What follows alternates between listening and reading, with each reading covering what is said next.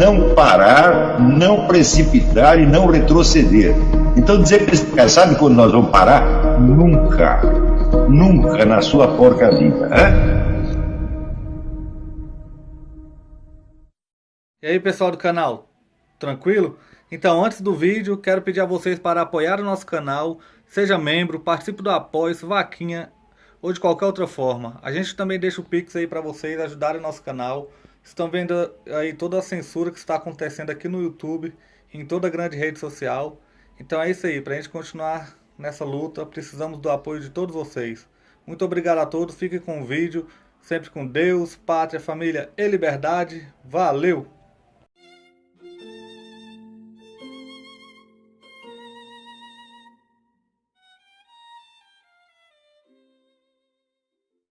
No início da modernidade, se acreditou, vamos dizer que se confundiu, por assim dizer, a credibilidade máxima com a veracidade máxima. E daí o discurso lógico-matemático fica como modelo. Mas hoje nós já sabemos que não é assim. Se as pessoas tivessem lido Aristóteles direitinho na época, elas perceberiam que não é assim, de cara perceberiam que não é assim. Então daí levantaria a pergunta, digo, bom, mas se não é o discurso lógico-matemático que nos dá a veracidade máxima, onde está a veracidade máxima? Qual é o modelo de veracidade máxima que existe? Qual é aquela coisa do qual você não pode duvidar de maneira alguma, sob aspecto algum?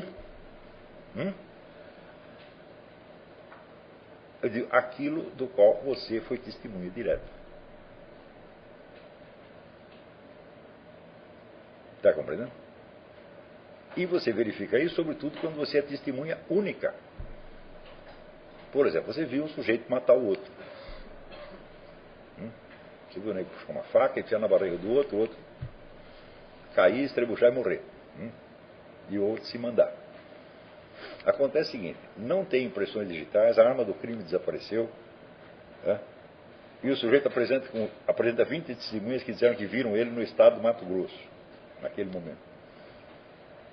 Mas você estava lá e você sabe qual é a verdade. Então, só existe um modelo de certeza absoluta: a testemunha solitária. Mais ainda, a testemunha solitária é o que inaugura toda a fase da nossa civilização, porque é Cristo pendurado no alto da cruz. Só ele sabia o que estava acontecendo.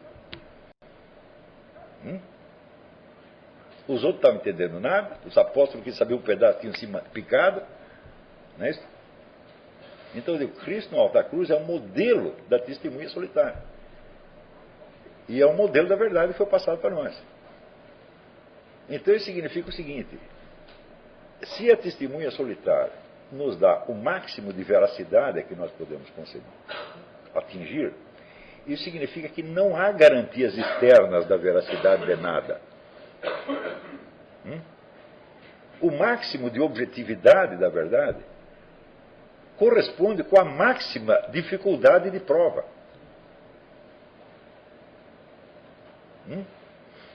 E isto faz parte da estrutura do ser humano e do destino do ser humano e não tem escapatória. Quer dizer, a busca de uma verdade intersubjetiva que se imponha a todos uniformemente é, em primeiro lugar, uma falsidade, em segundo lugar, uma covardia.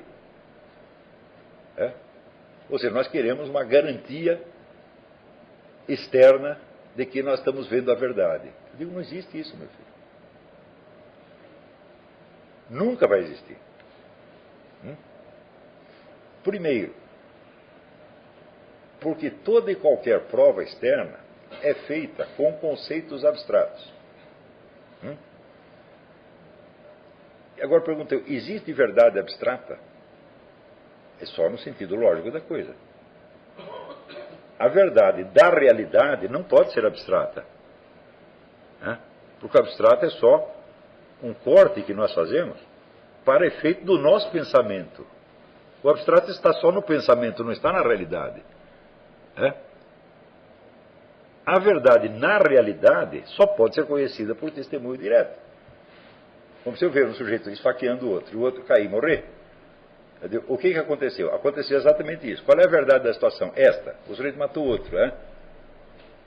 Este enunciado está dado pelo próprio acontecimento. Não é um pensamento que eu tive. Mesmo que eu pense outra coisa, aquilo continua sendo verdade. Está entendendo? Então, a verdade objetiva é a verdade que está na estrutura da realidade, na ordem efetiva da realidade, e não no meu pensamento. O meu pensamento é apenas um reflexo longínquo e parcial disto aí. E ele só tem validade quando ele tem uma raiz na própria realidade. E essa raiz que a meditação busca. Está entendendo? Ou seja, a meditação busca transformar um pensamento abstrato em testemunho real. Você dá o testemunho daquilo que você disse ou você não dá. Então, é este o único método que funciona para buscar a verdade. Se você quer apenas, vamos dizer, a prova intersubjetiva, que cria uma verdade obrigatória para todo mundo, essa verdade será abstrata e se referirá somente a pensamentos, ou seja, a aspectos seletivos da realidade e não aos seus entes concretos. Está compreendendo? E é por isso que entre essas verdades abstratas e as suas exemplificações concretas sempre existe uma margem de diferença, uma margem de erro. Você vai ver que em toda conclusão científica genérica, né, a conclusão só se refere a certos aspectos da realidade que foram considerados abstrativamente. Eu digo os outros aspectos. São considerados acidentes, elementos supervenientes. Eu digo o seguinte, pode acontecer no mundo algum acontecimento que se constitua somente da sua essência abstrata, tal como consta da definição? Não. A presença de acidentes e de elementos supervenientes é o que dá a concreção do fato. É o que dá a sua substancialidade real. Está compreendendo? Então, por exemplo, se você pega no Código Penal, você tem os crimes definidos, tipificados. Né? Então, existe algum crime possível que se constitua somente daqueles elementos que estão definidos no Código? Que não tem nenhum elemento superveniente, acidental?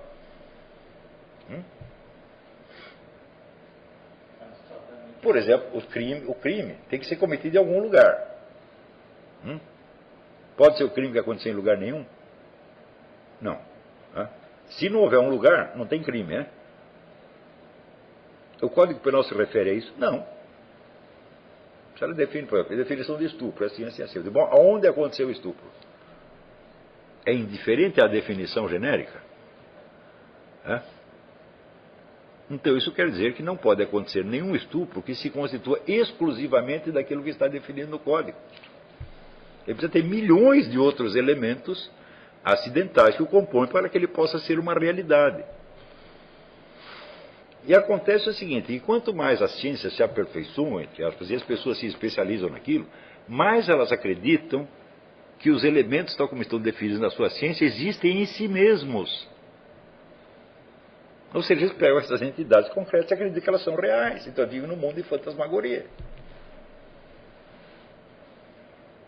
Está entendendo? Então, isso quer dizer que quando a modernidade consagra o raciocínio lógico matemático como o topo e o modelo da veracidade, e não apenas da credibilidade, como fazia Aristóteles. Aristóteles é muito mais prudente, né? Eles criaram um mundo de fantasia que vai ser imposto obrigatoriamente a todo mundo como se fosse o mundo real.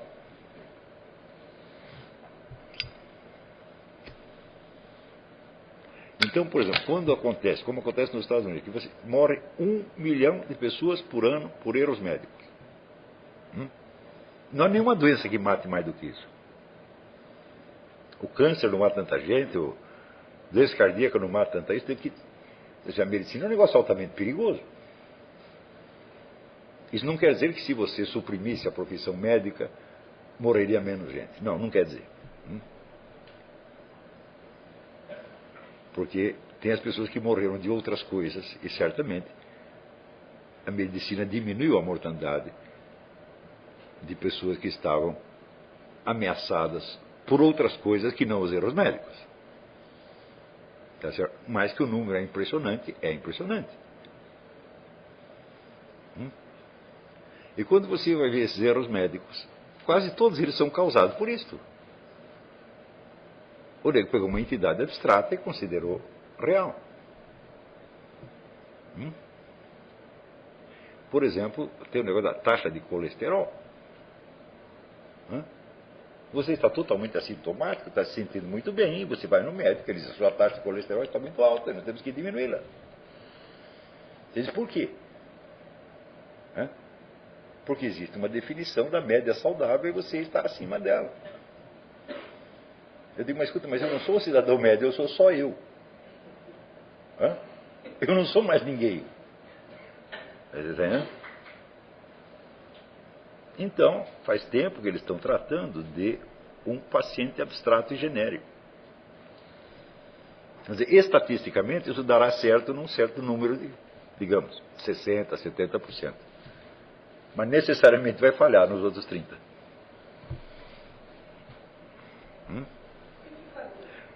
O que fazer é o seguinte: o médico, não basta o treinamento dele na ciência médica, ele precisa ter o senso da experiência direta altamente desenvolvido.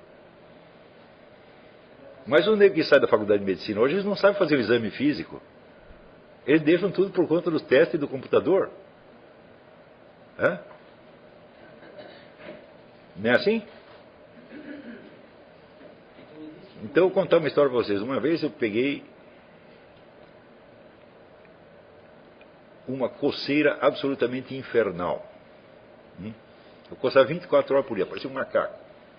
Não conseguia dormir, já estava pensando em estourar os miolos. Passei em vários médicos, deram um monte de coisa, tudo errado.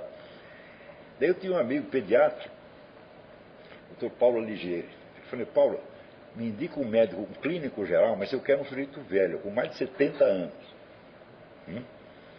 Ele falou, não, tem um professor meu, Domingos Minervino, você vai lá. Eu entrei no consultório, assim, ele, chega para lá que você está com sarna. Assim. Passou o remédio e 24 horas estava bom. Quer dizer, uma porcaria de uma sarna, os caras não sabiam identificar. O que era isto? Eles não tinham estudado? Estudaram. Só que eles não tinham aquela prática da observação direta, que só o tempo dá. Então isso quer dizer que uma medicina que era menos científica e que era mais dependente da responsabilidade pessoal do médico funcionava melhor. Em casos como esse eu vi inúmeros.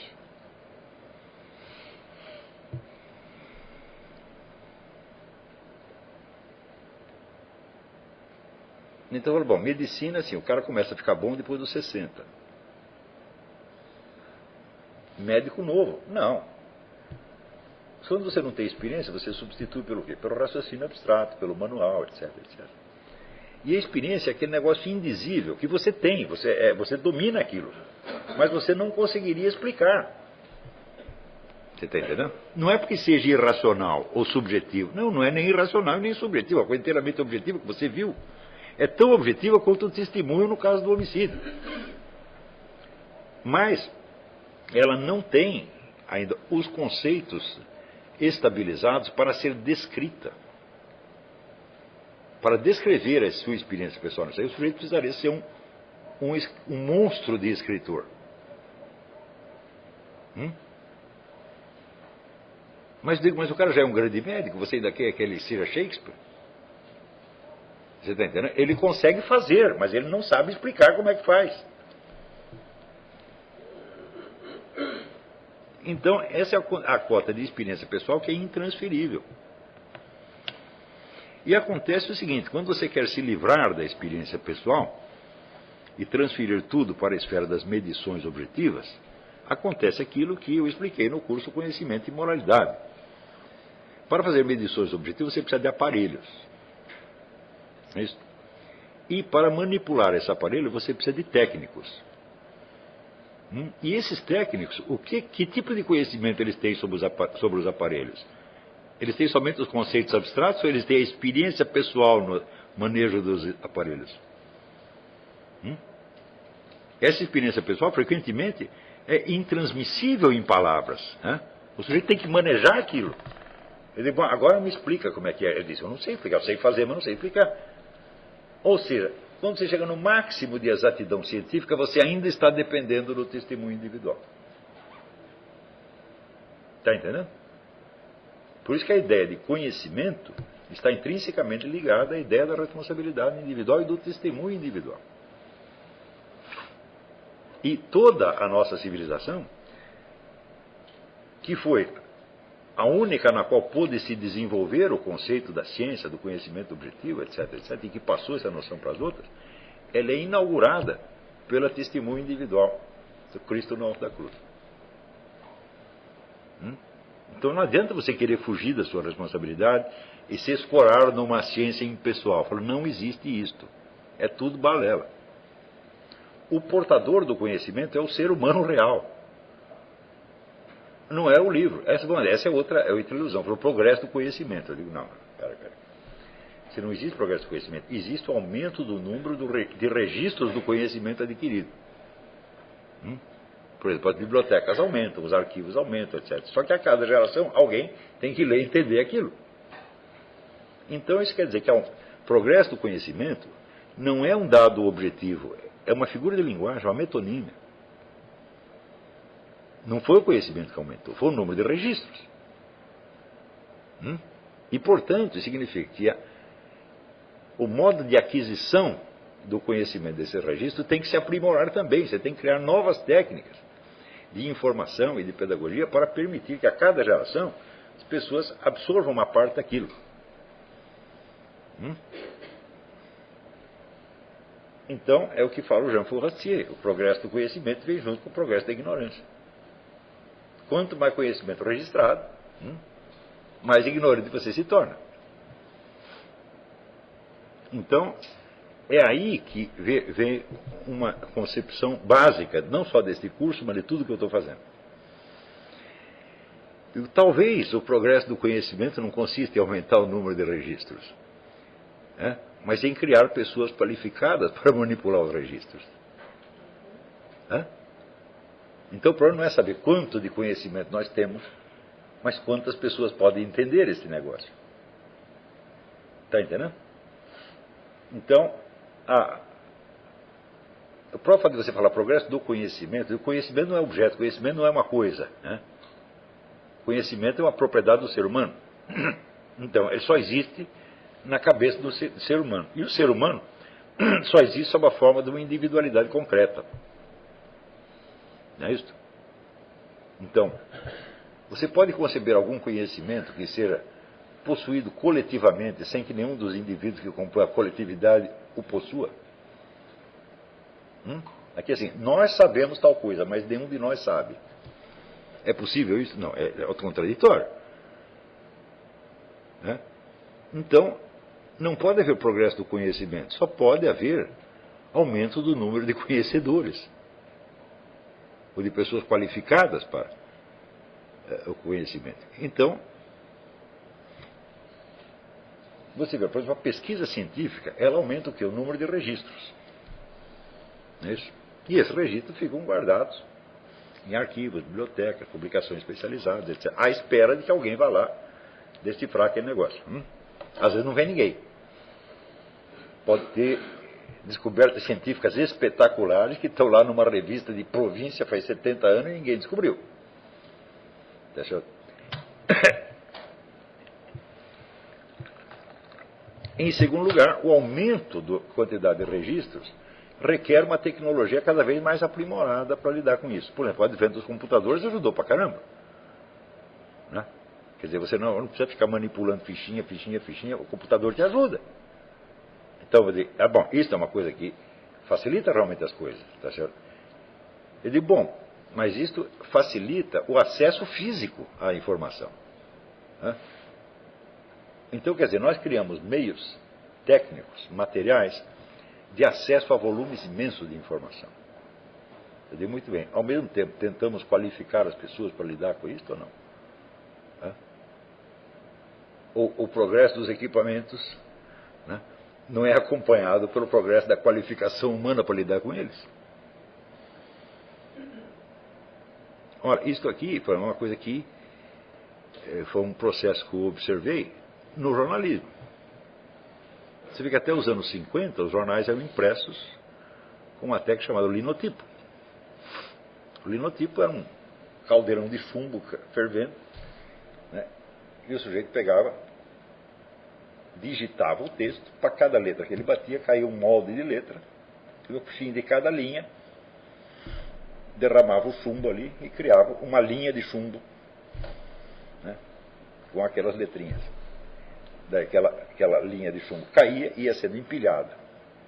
Depois pegava as várias pilhas e as ajeitava dentro de um formato de jornal, tinha um molde de ferro, né?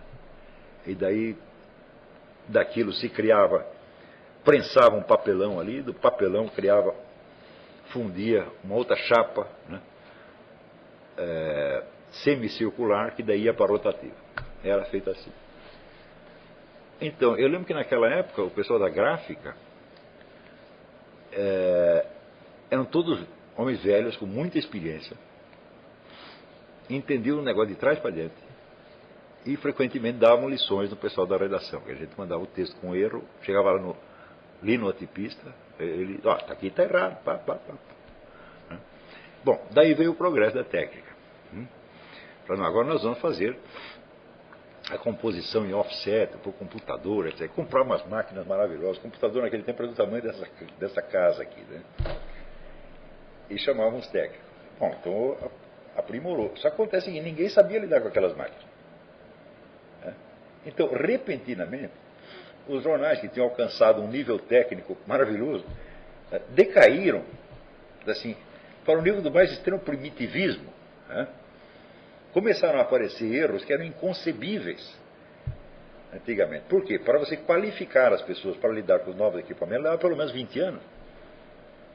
Só quando você qualificou a nova geração, fala, bom, agora aprimorou os equipamentos um pouco mais, já não é mais isso, agora tem o microcomputador.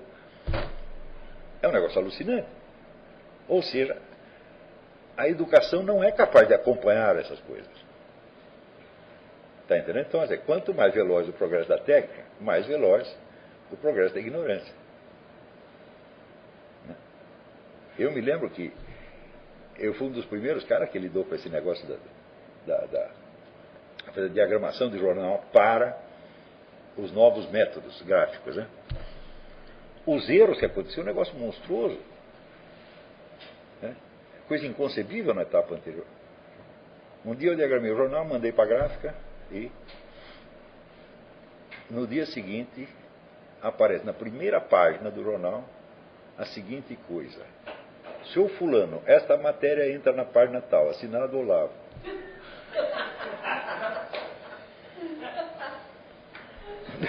Aconteceu isso. São erros monstruosos, eles continuam. Até hoje os jornais não se recuperaram disso. Por exemplo, o número de erros de gramática que acontece, erros de revisão, multiplicou por 1000. Porque antigamente, vamos dizer, os revisores eram caras experientes e havia uma conexão entre os revisores e o pessoal da gráfica. Eles trabalhavam juntos, né? Então, o que passava pelo revisor, o linotipista corrigia na hora de digitar e corrigir. Então, tudo isso se perdeu. Quer dizer, um patrimônio humano enormemente valioso. Uma geração inteira de gráficos experientes que você mandou para casa, demitiu os caras, né? Para contratar um monte de moleque idiota que não sabe fazer nada. E pior, moleque idiota vinha com um senso de superioridade imenso. Falava, você é um cara, você é um troglodita, fica aí com esse negócio de linotipia, nós estamos na ponta da vanguarda técnica. Isso acontece, eu estou dando um exemplo muito simples, e se dá numa indústria relativamente simples. Né? Agora quando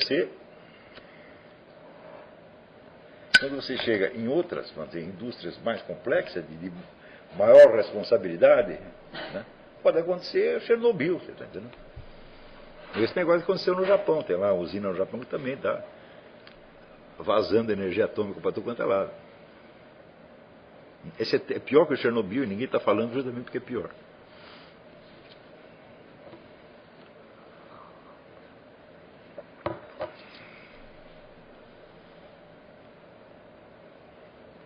Então, por exemplo, quando você lê um livro de história das ciências, em geral essas histórias contêm somente as descobertas. Ou seja, as teorias que deram certo. E as que deram errado. São 1000 vezes mais. E isso faz parte da história da ciência.